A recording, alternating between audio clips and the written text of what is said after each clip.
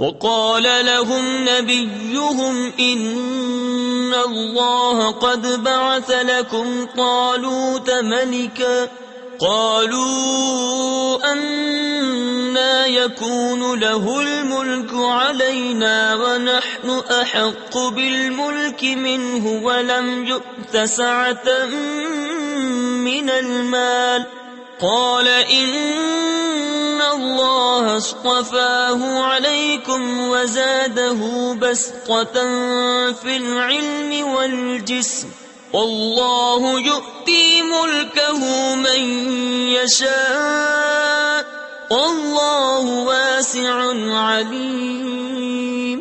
اور ان سے ان کے نبی نے فرمایا بے شک اللہ نے طالوت کو تمہارا بادشاہ بنا کر بھیجا ہے۔ بولے اسے ہم پر بادشاہی کیوں کر ہوگی اور ہم اس سے زیادہ سلطنت کے مستحق ہیں، اور اسے مال میں بھی وسعت نہیں دی گئی۔ فرمایا اسے اللہ نے تم پر چن لیا اور اسے علم اور جسم میں کشادگی زیادہ دی، اور اللہ اپنا ملک جسے چاہے دے، اور اللہ وسعت والا علم والا ہے۔